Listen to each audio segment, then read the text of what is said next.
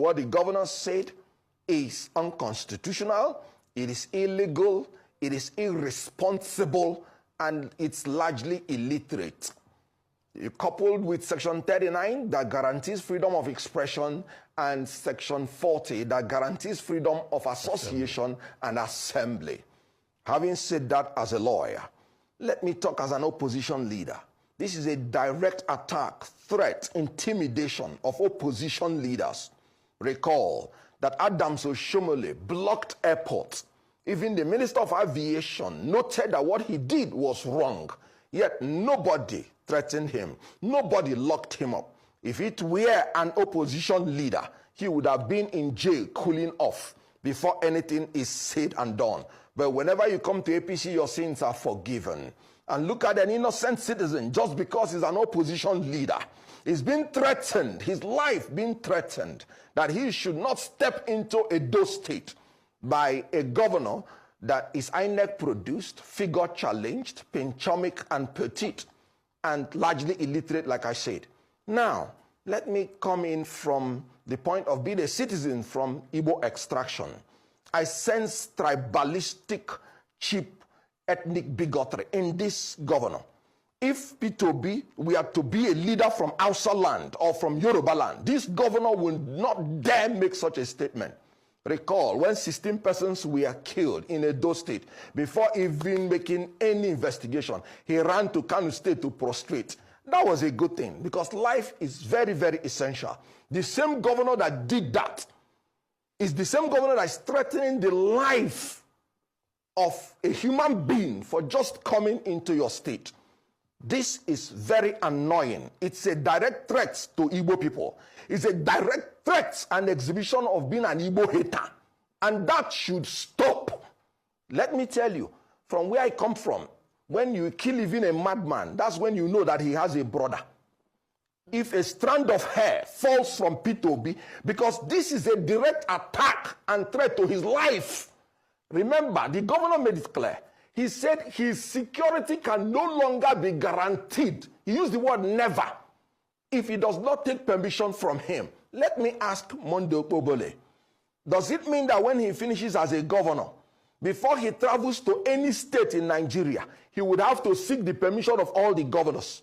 Okay. Does it mean that 200 million Nigerians, before they step into Edo State, they would have to seek permission from the governor? Okay. And in the case of AMPP versus the IGP, the law has even been made clear that you don't even need permission, even when you want to embark on a protest.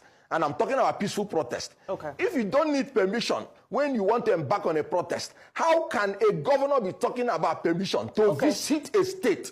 Okay. That is in bad taste. That is offensive. These are the questions. I reject it with everything that is within me. You know, that is why Julius Caesar said, in Julius Caesar, he said, let me have men about me that are fat, sleek-headed men, such as Gov Okpebholo, who has a lean and hungry look. They think too much of themselves. He says some men are dangerous. Okay, Mr. Kenneth Okonkwo, let me step in at this point. I'm sure even if you go to his office, you won't even see him. Okay, he's so petite and so pinchomic. Mr. Kenneth Okonkwo, we were having a very intellectual exchange. Let's maintain it at that level. Let's talk about the philanthropic aspect. What decorum has the governor maintained by threatening the life of a Nigerian citizen? I understand. What decorum by saying that he said he doesn't give shishi and that he's giving 15 million? What decorum? I totally understand. I don't maintain decorum to people who do not deserve it. Which is fully understood. But, you know, let's keep the conversation, you know, as controlled as we can. I understand your passion. It's totally valid. You're entitled to that. On the issue of philanthropy, if that governor does not apologize, I'll be on his case. Okay.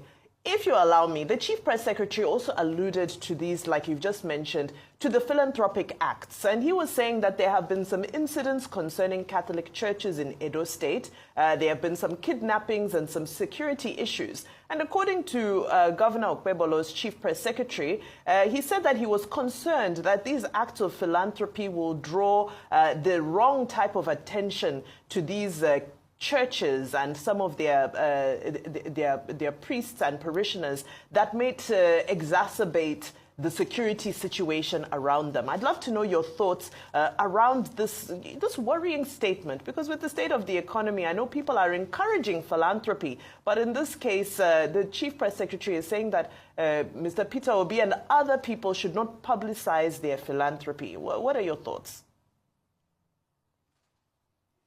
Now, that can tell you how malicious the whole intention is.